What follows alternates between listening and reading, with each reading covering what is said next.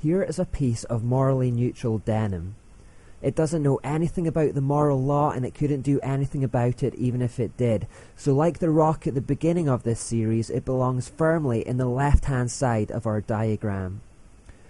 In section 1, we learned that neutral items such as this denim can be used for good or evil by moral agents like ourselves. We also learned that they can even be consecrated to God or Satan by spiritual agents like ourselves. But here's a question. What if morality doesn't come into it at all? What if someone, for example, just puts on this morally neutral denim and wears it to the mall? That is a completely neutral act, is it not? A bit like taking dishes out of the dishwasher or moving a sofa from one part of the room to another. No one is helped or harmed by it. It actually seems like a trivial question, in fact, a little bit weird. Why am I suddenly talking about wearing jeans to the mall? Who cares if someone wears denim to the mall? Well, let's make it a little more pertinent then. What if someone puts on this morally neutral denim and wears it to church? Still a little weird and trivial? I agree. But as bizarre as it may seem, and I'm a bit embarrassed to admit this, that's the kind of issue we Christians will often argue about the most. We'll argue about things like whether denim jeans are acceptable in church, or whether suits should be the only valid dress code for men, whether women are obliged to wear hats or keep their hair long. We'll argue about whether the pastor should be wearing a tie, or about what kind of musical instruments are valid during worship, about whether drums or guitars are godly enough. Others think drinking tea or coffee or water shouldn't be allowed in church. I've even heard that some people have argued about the type of flowers that are suitable in church. All these things are morally neutral. Hats, jeans, suits, ties, musical instruments, flowers, water and coffee. None of them are being used immorally, and none of them are being consecrated to Satan. So why on earth are Christians arguing about such trivial, neutral things? What's going on here? The core of the issue is this. When Christians tackle moral questions, we are used to thinking in a very black and white way. There's a right way, a wrong way, and God defines the two. He's our reference point. Our job is simply to align ourselves with what He says. So when it comes to neutral issues, we tend to use the exact same mindset. We're looking to God for a reference point. We're asking, what does God say? What does He want? So the diagram changes like this. We extend the moral law out of the right-hand moral side and into neutral things as well, creating rights and wrongs about neutral things in the process.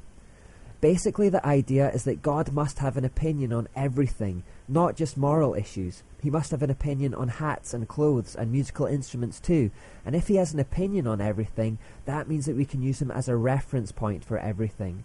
Electric guitars must be fundamentally good or bad based on God's opinion of them. If God doesn't like them, then we shouldn't like them either, and we certainly shouldn't use them in church. If He doesn't like jeans, then we shouldn't wear them either. If He likes hats on women, then that's what women should wear. That's the thought process, that God must have preferences. Christians will therefore try to deduce what those preferences are, so that they can align themselves with them, even on neutral things.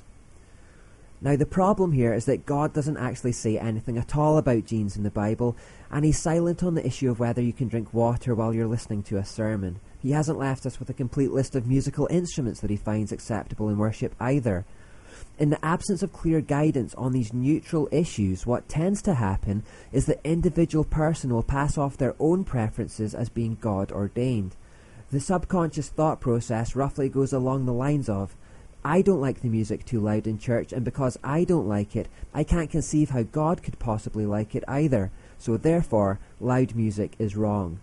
Or, I think the pastor looks scruffy without a suit. God would like the pastor to be smartly dressed, just as I do. I just can't see how God would approve of a scruffy pastor, so God must be on my side about this. We can't conceive that God may like something that we don't, and so begin to feel like we can speak for God with some authority on such matters, when actually we are only speaking for an idol in our minds who looks like us, talks like us, and thinks like us. We can easily imagine two guys who attend a church. One likes to wear jeans and the other likes to wear a suit. The man who wears a suit thinks God would want people to wear their best clothes in church out of respect for Him, and to be fair, his conclusion makes sense. So believing he speaks for God on the issue, he demands that everyone else wear suits just like he does. On the other hand, the man who wears jeans to church believes that God doesn't care about outward appearances and is more concerned with the condition of our hearts, and God doesn't need our airs and graces either. And you can see his point as well. So believing that he speaks for God on the issue, he demands that everyone else wear casual clothes just like he does. Both are fundamentally attempting to please God with what they wear. Both are trying to use him as their reference point, but both have come to completely different conclusions. It's not a moral issue. Neither of them are inciting lust or doing anything immoral with what they wear. They're both just drawing a line in the neutral sand and asking themselves the question, what would God want? What side is he on? Does he like suits or jeans best? And then aligning themselves with what they perceive to be the answer. The suit wearer comes to his opinion and looks down on the jeans wearer for getting the wrong answer, and the jeans wearer comes to his opinion and looks down on the suit wearer for getting the wrong answer.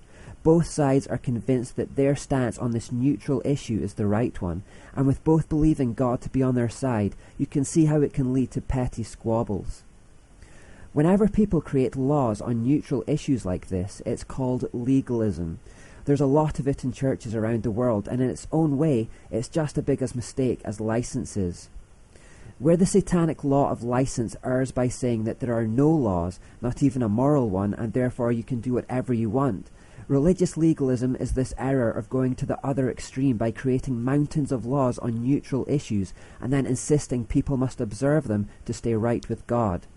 Legalism says that you better eat the right things and drink the right things and dress the right way and sing the right way, and if you don't observe all the rules, then you're probably going to be the subject of some serious gossip in church, some cold shoulders and disapproving glares, and God probably hates you. In reality, these laws are often simply derived from tradition or the personal preference of individuals rather than the Bible. Legalism renders Christianity nothing more than a system of prohibitions, a list of strict thou shalts and thou shalt nots about what you can wear or eat or drink or do.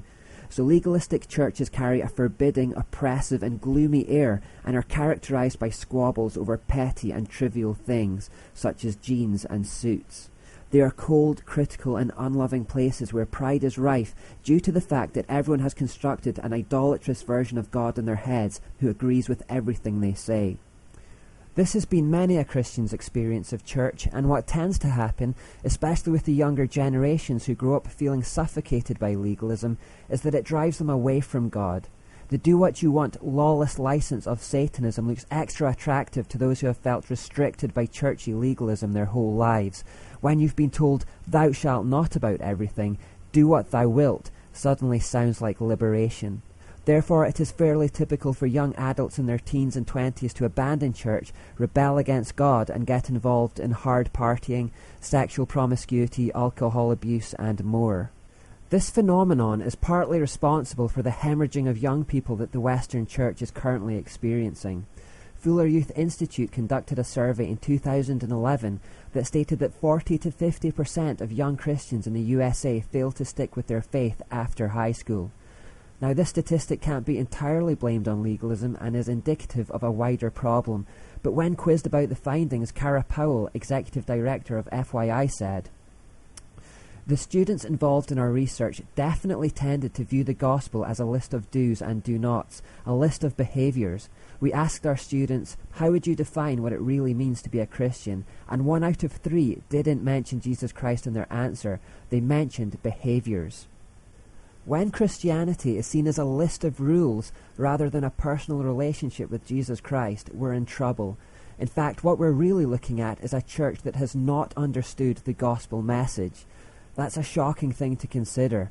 The core message of liberty preached by Jesus, upon which Christianity is founded, is not understood by its own proponents. Somewhere along the line, we have replaced it with a religious system of mere legalistic prohibitions, and it's laying waste to large sections of the church. Today, millions of young people are deserting this system, turning their back on the God whom they mistakenly believe it belongs to, and are choosing instead to walk right into the arms of Satan. The age-old lie that Satan used to deceive Adam and Eve, that God is nothing more than an oppressive tyrant, sounds all the more believable to those who have a legalistic background. Doesn't it sound tyrannical when you are threatened with hell for wearing jeans in church or playing sport on a Sunday? Churches like this do Satan's work for him. Obviously, this is a big problem that must be addressed, not just for the sake of those young Christians who are being lost to Satan's lies, and not just so that the church can learn to live in freedom, but because unless the church gets its act together on this, it can't be salt or light to anyone else. A free society needs a free and healthy church because, as we learned, the church is its moral pioneer and moral guardian. We are the ones who are commissioned to bring the gospel to the world, but if we have no concept of the gospel ourselves, then how can we offer it to anyone? If the church is merely trying to combat satanic license with its own brand of legalism, even if it succeeds, it's only going to persuade the world to exchange one brand of bondage for another. This second section then is a study of the gospel.